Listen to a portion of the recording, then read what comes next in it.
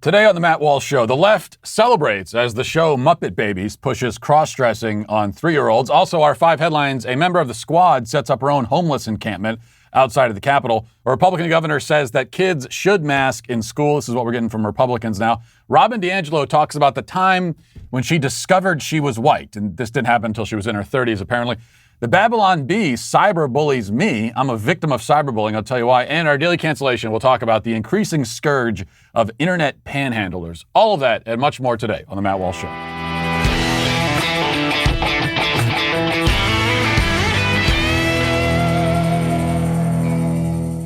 Now, a quick word from MyPillow. You know, I am a man of habit. I don't like to switch things up very, very often. When I find a good zone, I like to stay in that zone. And that's why I love it when I find companies that provide not just one product that I like, but many products. And that's the case for MyPillow. You guys hear me talk about MyPillow every week and how I love the MyPillow products. Well, now MyPillow is changing the game with their 6-piece towel set. This set is made with USA cotton, making it extremely absorbent, yet still providing that soft feel that you look for in a towel.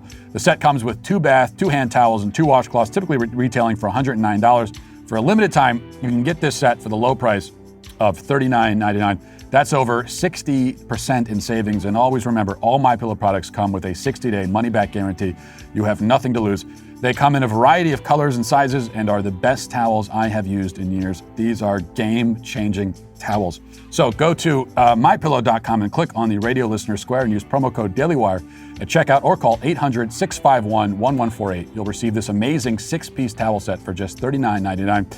That's mypillow.com. Click on the radio listener square and use promo code DailyWire. Call 1-800-651-1148. Use promo code DailyWire or go to mypillow.com. Make sure to use promo code DailyWire. You know, a few years ago, if you had said that we are getting to a point as a culture where cartoon shows for preschoolers will openly push gender nonconformity on 3-year-olds, you would have been laughed at and mocked by almost everyone, especially those on the left, who would have accused you of engaging in a slippery slope fallacy. But as we've seen time and time again, if the slippery slope is a fallacy at all, it is only a fallacy because it assumes that our descent will be slow and gradual, like a man sliding down a slope, as opposed to fast and cataclysmic, like a man pushed out of an airplane at 35,000 feet. The slippery slope arguments of 10 years ago understated the case. They were far too optimistic. But the basic predictions, if on a faster timeline, have played out. In fact, before we get to the preschool shows, we should note that we've already reached the point where people are identifying as animals, and not a few people. This is a trend now, and the very people who would have laughed at you for predicting it will now solemnly inform you that it's your duty to take these hysterical delusions seriously. As always, TikTok gives us a revealing peek into this particular form of degenerate madness, so let's take a look. I made a really loud, yelly video about this, but I decided I will approach this in a more calm but stern manner. A lot of the people using kitty and pup and bunny self-pronouns are neurodivergent minors. It is a very common neurodivergent experience to feel a disconnect from being human and from the societal expectation of the gender you were assigned at birth. So when you have this intersection of feeling a disconnect from being human and a disconnect from the societal expectation of gender, whether you're neurodivergent or not, a lot of people have this experience who are neurodivergent. It's just very common with neurodivergent people. When this intersects, you get noun self-pronouns and animal noun self-pronouns. If you are not comfortable using someone's pronouns because you assume it's kink for some weird reason, don't interact with them and just shut up about it. There were, of course, only about 3 real words used during that entire rant. But I don't want to be too harsh in dealing with this young lady, as she was clearly just assaulted by a violent gang of permanent markers. I don't want to add to her suffering. In any case, she says that lots of people these days are using animal pronouns, including what she calls bunny self-pronouns. Just so you know, according to my quick Google search, bunny self-pronouns are bun, bunny, and bun self. So if you run into any bunnies, that's how you're supposed to refer to them. Used in a sentence, you might say, Bun went to the grocery store, or Bun is here and Bun's brought buns for the cookout, or hey Bun, please stop fidgeting while I put your straitjacket on. If you're not willing to use these completely made-up words in order to respect the insane hallucinations of a mentally ill person who thinks that they're a bunny rabbit, then you are the weird ass. Now, it's not weird to identify as a woodland creature and demand that the English language be changed to accommodate your strange, bestial role play. It's weird to deny such a request. Hey guys, I'm a moose now. Just became a moose yesterday. Please refer to me as moose self, and moose. What? No, you're not a moose. You're a person. Whoa, calm down, weirdo, you pervert. What kind of creep goes around telling a moose that they're people? Now, this kind of extreme gaslighting may seem too silly to be effective, but then you forget that lots of people in this country today are so spineless that they might as well identify as jellyfish with, I guess, gel and gel self pronouns. All you have to do is scream at them and call them a bigot, and they will do literally anything you ask them to do. There is no reality they won't deny for the sake of seeming enlightened. Which is why they will also, I'm sure, applaud this. The show Muppet Babies, a show specifically targeted at preschool-age kids, has now introduced its first gender non-conforming character. Gonzo has begun cross-dressing, it seems, and an entire episode of the show titled Gonzarella revolved around this development. Early in the episode, while the Muppets are planning to attend a royal ball for whatever reason, Gonzo says that he wants to wear a pretty dress to the ball. And he's quickly informed by his Muppet friends that only girls wear dresses. Now, in a different time and place, that would have been it, right? That would have been a gag for the kids to laugh about. A male character wanting to wear a dress would be seen as funny. It would have been played for laughs because it's silly. You might have had stuff like that in kids' shows back in the day where a male character says, I'm going to wear the dress. And then everyone laughs. Oh, no, you silly. You don't wear a dress. Because it's silly for boys to wear dresses. That is, in fact, exactly what I've taught my own kids. Like, for example, when my daughter, a couple years ago, was out with my wife and they happened across a man in a dress. And my daughter was confused about it, and I talked to her about it later. And she said to me that the man in the dress was silly. And I said, you're right. He was silly. That's silly, isn't it? Men don't wear dresses. Dresses are for girls. That's very, very silly. And that's the correct way to handle that. I think a lot of parents today, probably even ones that know that it's silly, would still say to their kids, no, but we have to respect. Don't call it silly. That's disrespectful. That's not my approach. I said, no, you're exactly right. We should laugh about that. It's silly. But it's not how our cultural overlords at Disney want us to handle it. So in the show, Gonzo shows up to the ball in his dress and becomes the Cinderella in their weird cross-dressing take on the story. And that all leads to this scene. Let's watch. There you are. You missed our royal ball. We met the most amazing princess.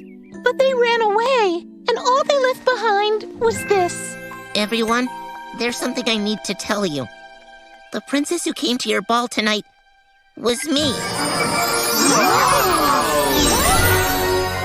I'm Gonzarella. But Gonzo, why didn't Vu tell us? Because you all expected me to look a certain way.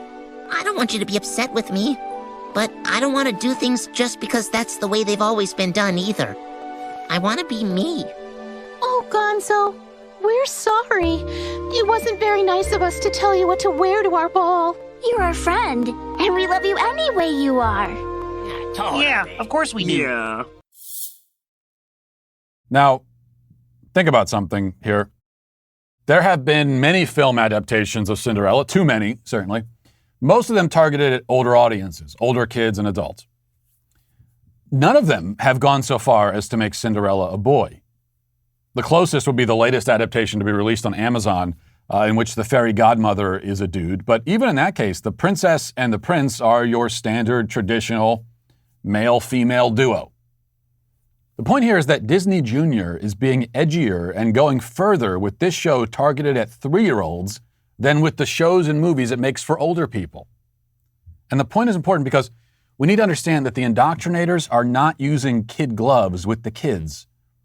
The indoctrination, much like the slippery slope, is not gradual, but abrupt and extreme. They intend to take kids when they're the most vulnerable, the most susceptible, the least able to resist, and toss them right into the deep end of the propaganda pool. They are not waiting. They are not easing anyone into this. They're taking them at 3 years old and saying, hey, let's start cross-dressing, kids. As always, of course, they will snicker at us for making so much out of an episode of Muppet Babies. Hey, it's just the Muppet Babies. Calm down, drama queen or king. And yet, if you check social media, you'll see the left celebrating this episode of Muppet Babies and exclaiming of its beauty and power, saying that they were brought to tears of joy by the sight of Gonzo in a ball gown. If you object at all, then you're making a big deal out of nothing, they say, as they pop the champagne bottle with tears in their eyes. It's a clever trick. They can extol the great significance of a certain event while at the same time mocking their critics for acting like it's significant. And this enables them to avoid actually defending the thing itself, which is good for them because the thing itself is indefensible. You are directly encouraging young children to cross-dress. It's the kind of thing that if a man came up to your son on the playground and said it, hey, little boy, you ever tried wearing a dress? It's a lot of fun. If a man came up to your son on the playground and said that, you would assume he's a pedophile. And you'd call the police after you throttle him and punch him in the face. But when Disney does it, or your kid's preschool teacher does it, it's supposed to be not only acceptable, but laudable. It's all a mind game.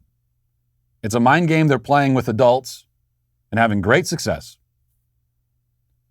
And if they're having that much success with adults, think about what this is doing to children, because children are, of course, the primary victims of all of this madness. Now let's get to our 5 headlines.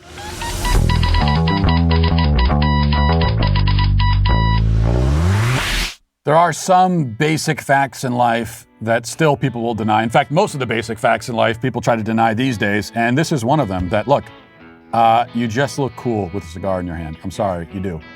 It will make, it's impossible to not make your cool quotient go up a little bit, at least, when you got the cigar in your hand. And also, it's just a relaxing and great way, I think, especially to end the day.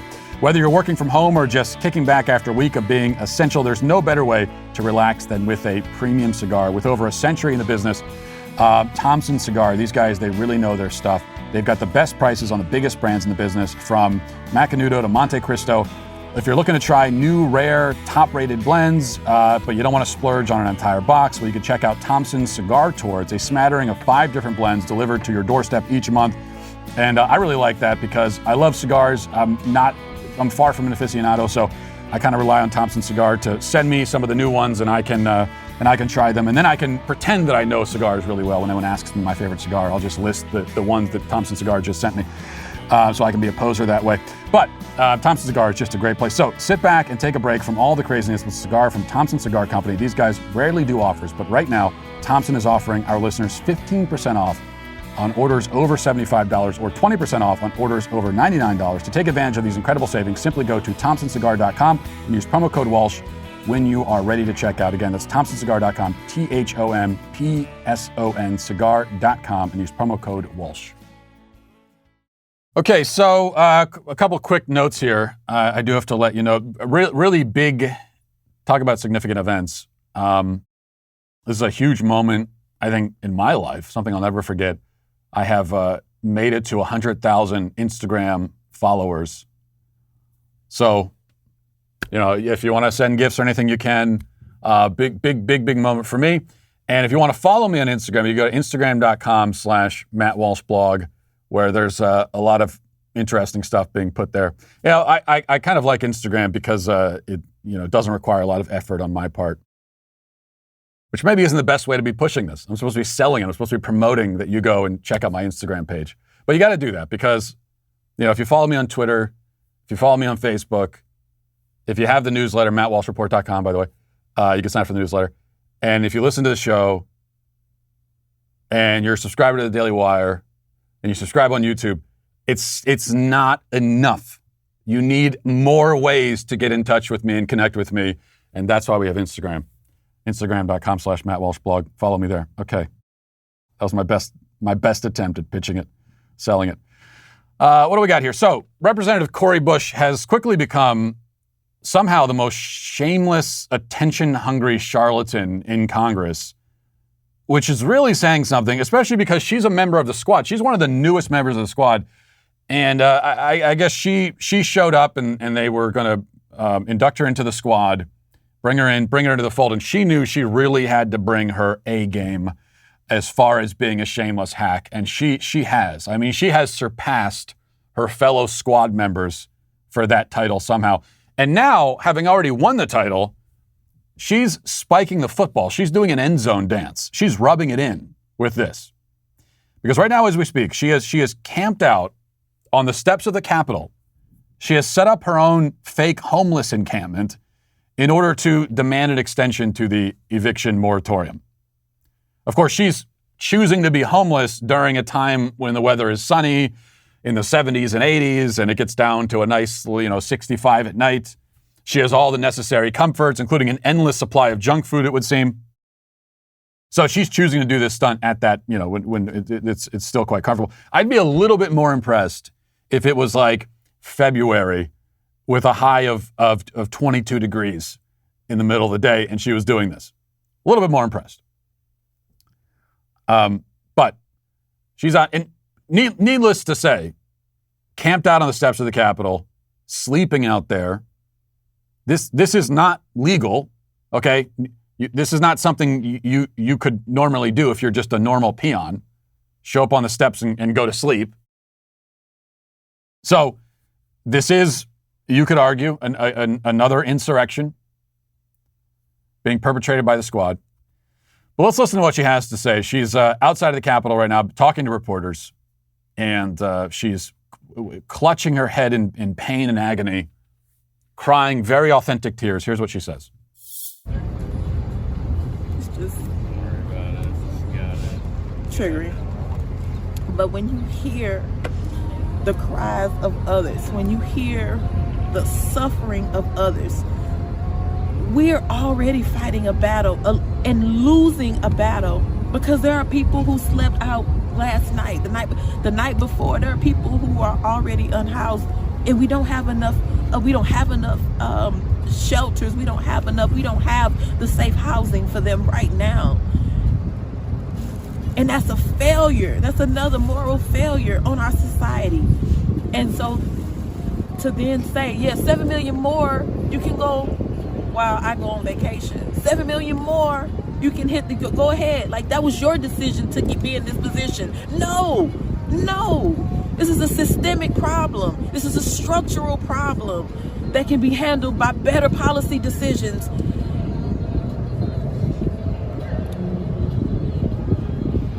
So that's why we're out here. I guess one question I have. First of all, how many Oreos does one person need? She has a box of 20 bags. She's sitting next to a box of 20 packs of Oreos, and she had Fritos back there, gorging on junk food. Is that the normal homeless experience? She looks pretty comfortable out there. But who exactly are these the people who can't pay their rent? Now, we know just in the normal course of events, there are people who fall on hard times and are not able to pay their rent. So we know this is something that happens in general. But this all stems from the lockdowns and the pandemic. This, again, remember, was originally a CDC policy, although they had no authority whatsoever to enact any policy like this. They have no authority in the realm of housing. This is originally a CDC policy connected to the pandemic. So these are people who, I guess we're supposed to assume, many people, millions of people, thousands of people at least, who were not able to pay their rent because I guess they lost their jobs during the pandemic. Okay. Well, there are thousands and thousands, millions of open jobs right now. Employers are begging people to come and work for them. So if you're in a position, the eviction moratorium has ended, and you don't have a job, you're not able to pay your rent, well, go get a job. go find a job. Now, there are exigent circumstances. There might be some people who, for whatever reason, even though there are so many jobs available, aren't able to find one. But however many people are being threatened with becoming unhoused, as Cori Bush puts it, it seems to me a good portion of them could probably find jobs because the jobs are out there, waiting to be scooped up. And you could talk to almost any employer and they will tell you they've got plenty of jobs and they cannot convince people to take them. But all of that, not to replay everything we talked about yesterday, and it's hard for me not to because I find this so infuriating. These crocodile tears that she's shedding for the people who are now squatters refusing to pay their rent.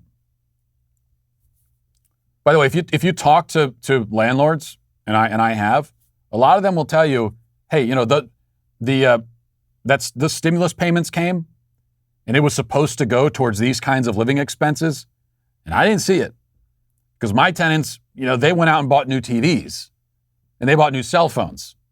They didn't pay their rent because you give the stimulus payments in order to take care of living expenses, but at the same time, you're saying the government says, oh, well, you don't have to pay your living expenses. So and I'm not saying it's the case for all of them, but there's a certain, probably not small portion of the people who have not been paying their rent and are facing eviction now who could have paid it and chose not to. But whether they could have or they couldn't, you know, these crocodile tears for squatters, while the people who own the property have faced immense financial hardship. It was hard enough for a lot of people to just support themselves. You know, if you lost your job or took a pay cut or lost hours during the lockdowns, well, you know, it's hard enough to take care of yourself and pay for yourself. Now imagine if you had to support other, like whole entire other families, whole apartments of people that now it was on you to take care of them. While you were also losing income, just like they did. But that, again, is the kind of compassion we get from the left. All right, here's some audio to play for you. Here's Biden's top COVID advisor saying that masks, at least the masks that people are wearing and have been wearing through this entire thing, don't really work. This is him saying it, not me. This is the Biden's COVID advisor. Here he is on CNN. We know today that many of the face cloth coverings that people wear are not very effective in reducing any of the virus movement in or out. Either you're breathing out or you're breathing in. And in fact, if you're in the upper Midwest right now, anybody who's wearing their face cloth covering can tell you they can smell all the smoke that we're still getting. We need to talk about better masking. We need to talk about N95 respirators, which would do a lot for both people who are not yet vaccinated or not previously infected, protecting them, as well as keeping others who might become infected, having been vaccinated, from breathing out the virus. Yeah, here's the thing. Everything you just heard there, if I said that, I'd probably get kicked off of YouTube. But we're not allowed. If we say that, that's misinformation. Only a bureaucrat wearing a suit and tie on cable news, he's allowed to say that, but we can't. So I guess I have to phrase this a certain way. It would seem, according to him, that these masks that many millions of people have been wearing are functionally useless.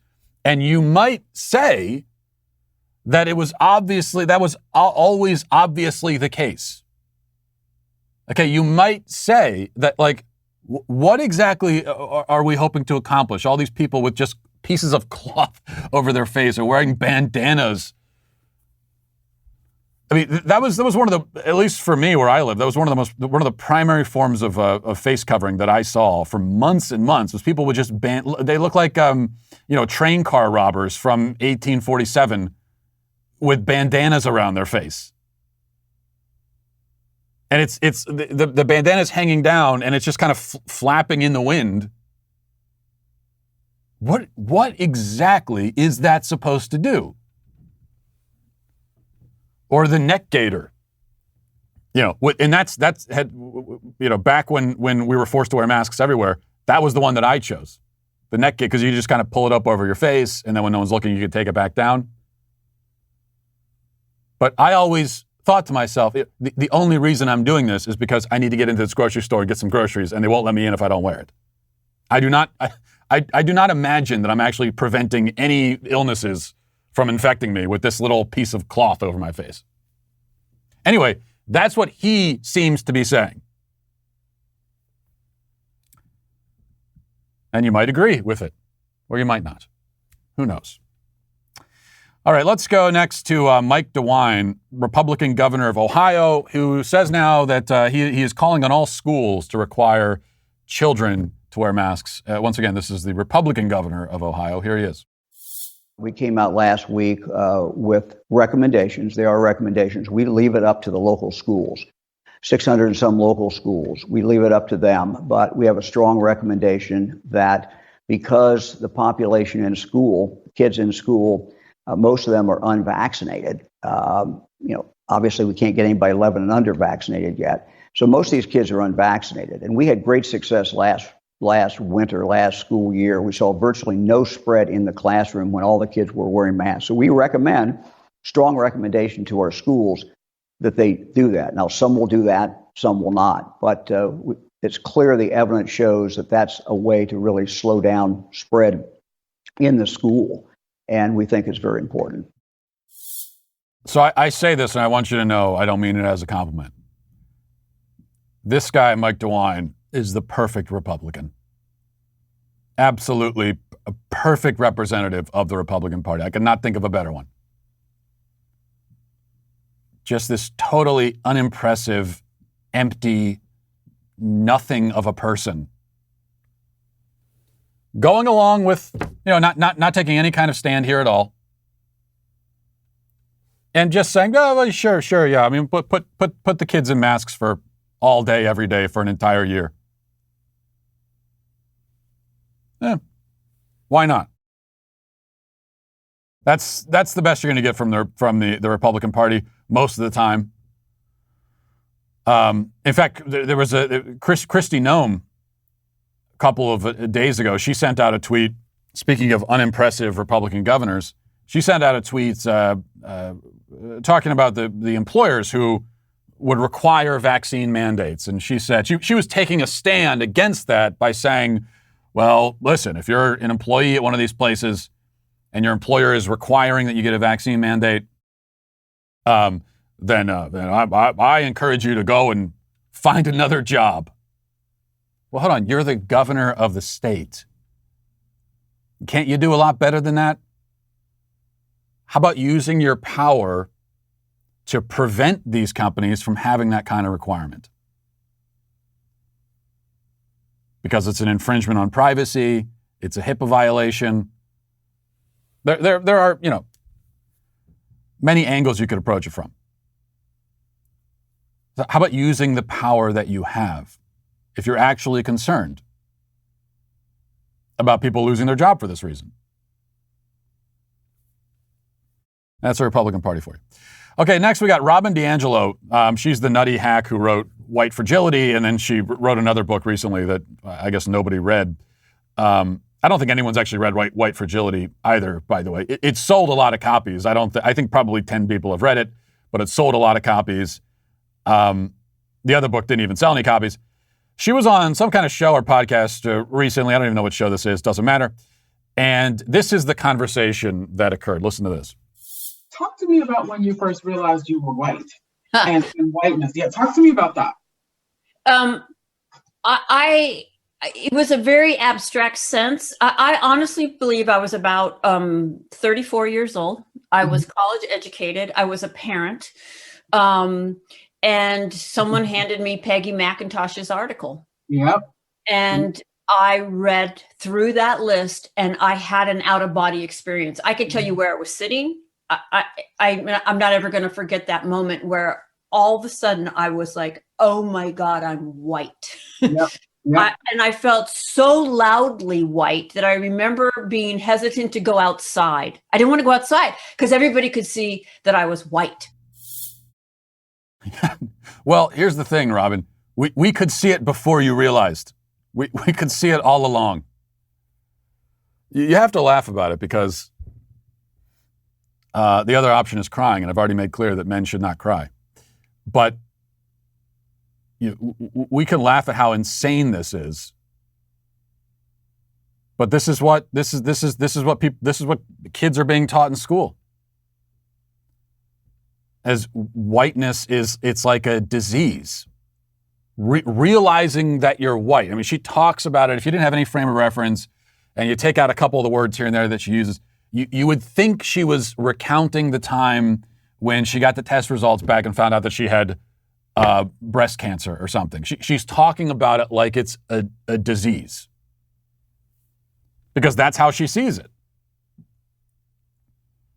And this is what critical race theory brings. It's what kids in school are being taught about themselves, to hate themselves. And whiteness, it's not just, it's this kind of, it's like this spiritual concept. It's apart from skin color, but also it's connected to your skin color. It's a spiritual affliction that is passed down by your ancestors to you. Does anything good happen from that? I mean, where does that go? When you raise entire generations of people, entire races of people to hate themselves and be self-loathing. Where does that head? Is there any historical analog for that working out well for society? All right, here's also this from NBC Chicago. This is from last week, but this ties directly back to the cancellation yesterday.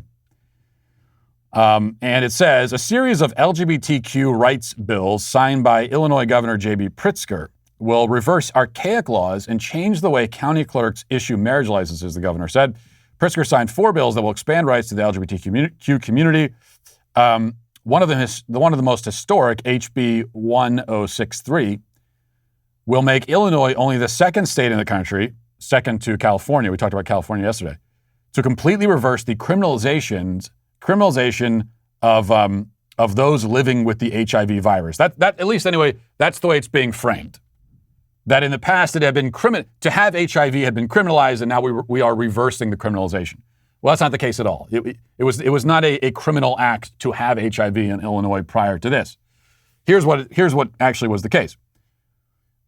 Before the bill signing, you could face prison time and thousands of dollars in fines if you didn't disclose your HIV status to your intimate partner. Advocates say the law discriminated against marginalized communities and prevented people from getting tested, fearing legal repercussions for knowing their HIV status. And so now it is no longer illegal. It's not that it's no longer illegal to have HIV. I think we can all agree that it shouldn't be illegal to have any virus. And it isn't anywhere in the country.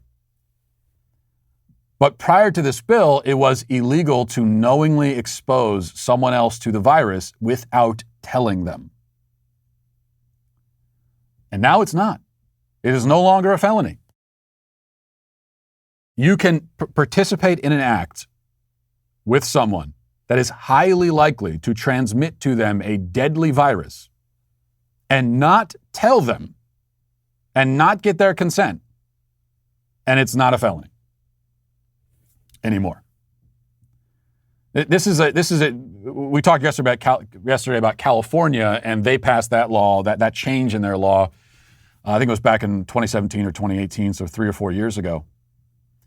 I actually didn't realize. So people in the comments pointed out that Illinois had just passed a similar law last week. I didn't even realize that. That somehow had escaped my notice. But there's a very interesting dichotomy between this and all the masking stuff. Because in California, they're bringing mask mandates back. Now in Illinois, they're also talking about bringing the mask mandates back, or at least masking guidelines, encouraging people to wear masks. So think about the contrast here. that what they're saying, and we talked about this yesterday, and Dr. Fauci and others, Don Lemon, have been very upfront and explicit about this, that you don't have the right to expose other people to any potential diseases that you have, which means that you should wear a mask, presumably forever, and just never take it off, COVID or no COVID, because that's the implication. That's the precedent that's being set. So you're infringing on people's rights if you walk through the store without a mask on. But you could have sex with, you could be HIV positive, have even unprotected sex with someone, and being nearly guaranteed to transmit it to them, and not tell them, and that's not an infringement on rights? If you needed more proof that all the justifications that were given for mask mandates are hypocritical and contradictory, if you needed more proof of that, then here it is. All right, 5, finally, the Babylon Bee is a site that I like. I'm a fan of it, but I'm not a fan of targeted harassment, which is what they have subjected me to, and I got to call them out on this. Here's a headline on Babylon Bee posted this weekend. It says, "Report, Matt Walsh mad about something." And this is not the first time I've been targeted. They also had a while back, they had another one that said, "Porn addiction ended by new law that requires Matt Walsh's disapproving face to appear on all adult sites." And then this, leaked security footage shows Matt Walsh attending yoga class. Now, let me tell you something, Babylon Bee. Bullying is not a joke. Hate crimes are not a joke. Am I mad about something? Yeah, I'm mad about the marginalizing language that you're using about me. I'm mad about fake news and misinformation. I'm mad about oppression, especially the oppression that I suffer at your hands. And for the record, by the way, the yoga class didn't even have security cameras. I know, I checked. So, just more lies. I got you there. Let's move on now to our reading the YouTube comment section. This is from Jesse Richards, who says, "Matt, instead of saying, let's move on to reading the YouTube comments, you should instead go, let's see what my sweet babies have to say." How about you don't tell me how to do my job? You're banned from the show. But thanks for listening. Jonah says, "I can't stop imagining Matt locked up in a dark closet at the Daily Wire studio, being fed dog food through a flap, and then drugged up for the duration of the show before being sedated back into his neutral form. Who told you about this? This has never been made public." Haley says, "I literally have 50 pounds of old-fashioned oats in my pantry right now. The sale was just too good. Thanks, Costco." 50 pounds of oatmeal? How much oatmeal are you eating? That's like decades it would take to get through that much. And the thing is, it's one thing if you bought 50 pounds of oats and it was like $5. You probably spent, how much did you spend on that? Probably spent like $50 on that. This is what Costco does to people. Commander Korb says, "At this point, being burned at the stake doesn't sound so bad." Only he spelled steak S-T-A-E-A-K, which, yeah, I mean, being burned at one of those kinds of steaks sounds downright delicious, in fact. So I agree with you there. James says, "Dear Sweet Daddy Walsh, what do you think about physician-assisted suicide?" I mean, it's not funny, but there are. I know I have encouraged this name, Sweet Daddy, but Sweet Daddy Walsh. But there are times when maybe I wouldn't use that name. There are subjects where it doesn't seem very appropriate, and this might be one of them. What do I think about physician-assisted suicide? I think that physicians should be in the business of treating and healing. That is after all the Hippocratic Oath. That's what they swear to do. And I think they should only be in that business. So that is my radical view of doctors. I think the only thing they should do, this is it, is treat and heal afflictions, diseases, illnesses, injuries. Okay, that's the only thing they should do. They should never directly cause harm on purpose to a person. Unless we're talking about chemotherapy or something, and the harm is all part of an effort to treat an illness. They certainly should not be in the business of directly killing anybody. And that includes through physician suicide, and it includes through abortion. So that's my view on that. Tyler says, hey, Matt, simple trick I use for converting kilograms to pounds is to double it, then add 10%. So 10 kilograms times 2 equals 20. 20 plus 10% equals 22 pounds. I think technically 1 kilogram is 2.203 or something pounds, but it's a pretty accurate way to convert for any weightlifting weights. See, that just confuses me more. And this is why I was terrible in math classes, because I had tutors who would sit me down and say, okay, well, here's an easy way to think of this. And the easy way to think of it always made me more confused because I'm very stupid. Zelmo says, as a 7-foot man, I'm offended that you suggested we're just automatically supposed to go to the NBA. You have attacked an extremely marginalized group, literally 40 of us in the entire U.S. I demand an apology and for you to recognize my lived experience ducking under door frames and barely fitting on airplanes while wearing too small shoes. Just know if you ban me from the show, you'll lose literally your biggest fan. Shame on you. Wait, is that true though? Backing up, there are only 40 people in the whole U.S. that are 7 feet or larger? Because I don't want to make you feel worse about this thing, but if that's true, that there are only 40 7-footers in the entire country, as you claim, and this is your community, so I'll defer to you, there have to be at least 39 in the NBA. So, Zelmo, you're literally the only 7-foot guy in the country who didn't make it to the NBA. Tough break, man. Tough break. And finally, Bill Dow says, Matt, it's been a while since we've had any Pooh Shiesty updates, and I'm beginning to become concerned. Well, Bill, I thank you for asking. And, honestly, nobody ever asks me about Pooh, or frankly, how I'm doing now that my guy Pooh is locked up. And that's pretty hard on me, personally. As for the latest, I did look it up, and it's not good. The website HipHopDX has this. It says, Pooh Shiesty is currently locked up in a Miami-Dade federal jail for the foreseeable future. And according to 3-6 Mafia affiliate Crunchy Black, that's exactly how it should be. During a recent interview with Dirty Glove Bastard's Off the Porch series, fellow Memphis native Crunchy Black boldly states jail is where Pooh Shiesty belongs, considering his alleged involvement in the October 2020 shooting incident in the Bay Harbor Island area. So Pooh Shiesty, Crunchy Black, Dirty Glove Bastard, we're starting to see sort of our modern Mount Rushmore come together. Although I can't tell if these are people or street slang for methamphetamine. But Crunchy Black is unfortunately throwing Pooh Shiesty under the bus. We have some of the footage of that. Let's watch it. Pooh Shiesty, look at this. He just got in the game. He already jumping out the car, robbing the and you know what I'm saying? Allegedly. Yeah, whatever. But that was that. We saw that. You know what I'm saying? Alleged my. But Pooh Shiesty, that's my young. You know what I'm saying? I'm just saying, he did it. It was him. You know, hey. I ain't gonna act like that wasn't him. Y'all can act like that, but that was Pooh Shiesty. You know, they can't lock him up because I said it was him. I could be still lying. You know what I'm saying? I'm just saying. Yeah, I'm just saying. That young wild too. Lies. Damned lies. I never thought I'd see the day when Crunchy Black turns on Pooh Shiesty. What's next, Crunchy Black? Are you going to throw Spot 'em Got 'em under the bus? What about Lil Durk, who appeared on Pooh's iconic anthem, Back in Blood? Going to give him up to the feds too? These young men have done nothing wrong. These are men of dignity and grace. They are gentlemen. And you, sir, are a scoundrel.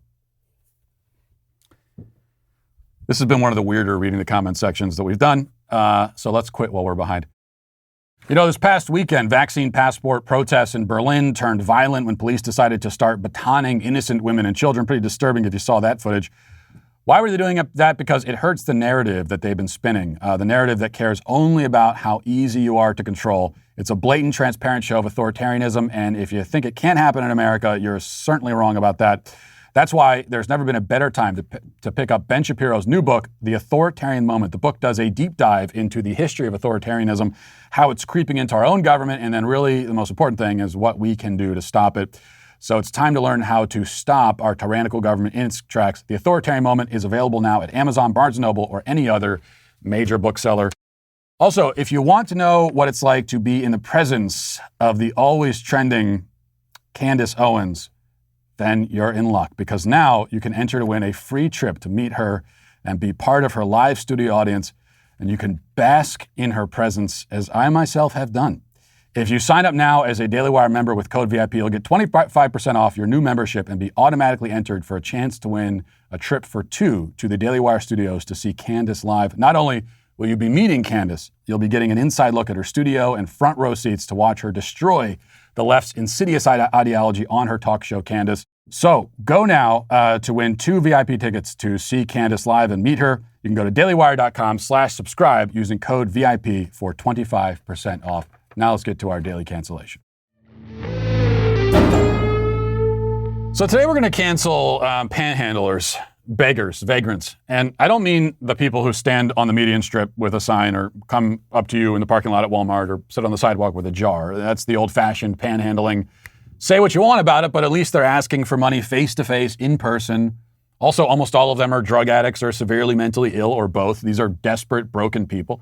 I don't often give them money because, frankly, I don't really want to fund someone else's crack addiction or my own. I don't know why I said someone else's crack addiction like I have one. But anyway, but I'm not mad about being asked. So that's not what we're talking about. A far worse category of beggar is the internet beggar. And I'm also not talking here about the person in legitimately desperate straits trying to raise money to pay for their child's medical treatments or something like that. And I'm obviously not talking about people who raise money for other people, for charitable causes, especially if they're raising money for, say, needy abuelas. I'm talking about the rising tide of people who beg the internet for money for frivolous reasons or for no stated reason at all. People who start GoFundMes for themselves despite not being in any dire need. In fact, when I did that abuela fundraiser, out of the kindness of my heart, I got messages from dozens and dozens of people sending me their own GoFundMes and asking, sometimes demanding, that I share their GoFundMes and raise money for them. Often their causes were things like, please pay my student loans, or please give me money so I can go on vacation. That was a real one. Someone actually asked me to do that. Or help me, sir, I need money to get my car detailed. I made the last one up, but it's not far from the kinds of campaigns I've seen. And we should also say that even some of the fundraising campaigns stemming from actual tragedy or affliction are, at a minimum, some of them, sort of weird and inappropriate and off-putting. Because these days, when someone suffers a misfortune, especially if that misfortune generates some attention online, the first thing they often do is start a GoFundMe, even if it isn't really clear how money is going to help them in their situation or why they're asking for it. The pitch seems to be, something bad happened to me, and now please everyone give me money to make yourselves feel better about it. Now, this is all pretty objectionable, but at least it's better than another form of cyber panhandling in which a person simply puts their Cash App or Venmo handle in their bio on social media and asks people to send them money for no reason. Often these days, the panhandler doesn't bother with a sob story or any story.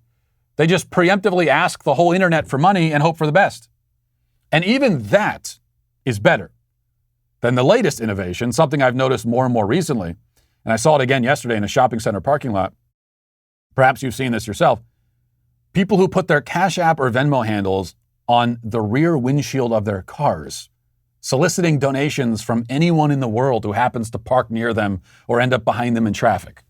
The car I saw yesterday had the person's Cash App information, along with a brief message indicating that she's a single mother and any little bit helps. I mean, it didn't say she's homeless, it didn't say anything, it just said single mother, any little bit helps. Apparently, just the simple fact of being a single mother, regardless of your actual financial situation, is supposed to be enough to justify public solicitation. I'm a single mother. Give me money. Why? Why should I? I'm a father of 4. Why don't you give me money? Now, I wasn't sure if this windshield trend was something that I was just noticing myself. Maybe these people are following me around to torment me specifically. I don't know. But it turns out that's not the case. I looked it up and found a recent article from the Washington Post on this very subject, indicating that it is indeed a national trend. It says, quote, when Corey Roy was heading out on the final leg of a road trip to celebrate her wife's 29th birthday in April, she decided to add a message to the rear window of her Hyundai. Help us get to New Orleans, she wrote, adding her Venmo and Cash App accounts. Roy, an Austin-based hip-hop artist who goes by Mama Duke, said in an interview that she was inspired by fellow road trippers on TikTok. Even $20 would be better than nothing, Roy figured, but there was reason for optimism. Over the past few months, social media users, especially on TikTok, have been sharing their own experience of Venmo-powered road trips as travel has revved up again. Users have sought and received contributions from strangers for graduations, birthdays, bachelorette parties, anniversaries, even divorces. Some of the videos have been viewed millions of times. Now, the article gives several examples, including one car spotted by a journalist who posted it to Twitter, which said, just divorced, buy me a drink, DRAAAANK. And then it had her Venmo. Well, at least the divorce is no mystery here. I mean, shameless and greedy is not a recipe for success in any human relationship, least of all a marriage.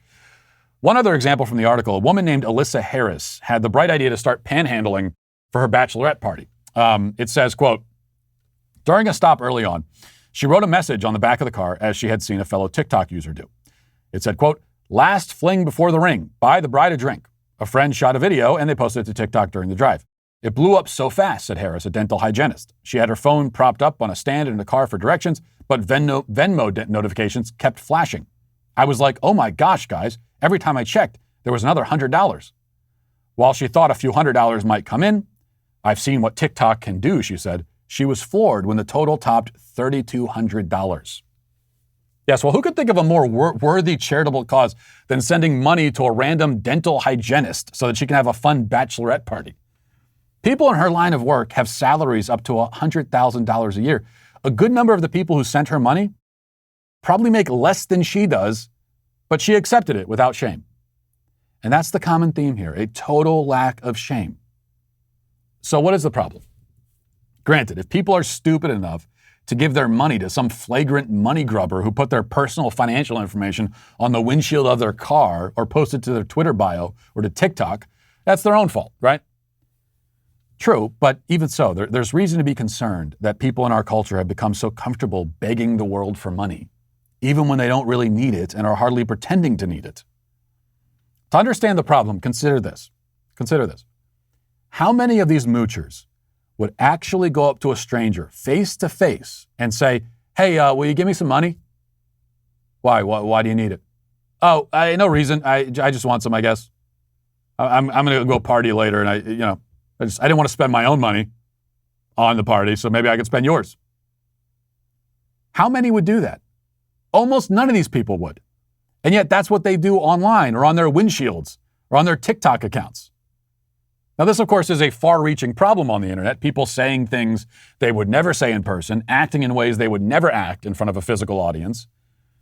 And whenever you find yourself doing or saying anything behind the shield of your screen or keyboard that you would never even think about doing or saying to another human in the flesh, you should really stop yourself and ask why. In the case of the panhandlers, they wouldn't do it in person because it's shameful and embarrassing and pathetic to solicit money from strangers when you're not in desperate need and are not giving them anything in exchange. Doing it online is not any less shameful or embarrassing or pathetic, but it does insulate you from those emotions. And that's one of the primary dangers of the internet, is it insulates you from the emotional consequence of the things that you're doing and saying. Now, soliciting money from strangers, even when you do need it and are actually desperate, can still be quite a humbling experience.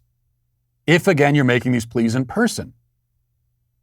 It should be humbling. There's nothing wrong with asking for help if you need it, but it's something that should be approached with humility. You're going up to a stranger and asking that they give to you while you offer nothing in return. There is a time and place for that sort of plea, but the fact that you're asking them to make 100% of the sacrifice for your sake when they don't even know you should, again, bring forth within yourself a deep sense of humility. It's that deep sense of humility that's lost among so many of the cyber panhandlers. There is no sense of humility. They feel no mortification in receiving money in exchange for nothing, as long as the money comes from faceless, nameless people who they don't have to solicit personally, nor thank personally, or thank at all. Entitlement, shamelessness, laziness, these all are the hallmarks of modern American culture. And so it is no surprise that we have produced a legion of comfortable, well-fed, well-dressed internet hobos using their $900 iPhones to clink their jars to the world, pleading that we might spare some change, though they have plenty of spare change themselves. I will not give these people a dime, but I will tell them, you're canceled. And we will leave it there for today. Thanks for watching. Thanks for listening. Have a great day. Godspeed.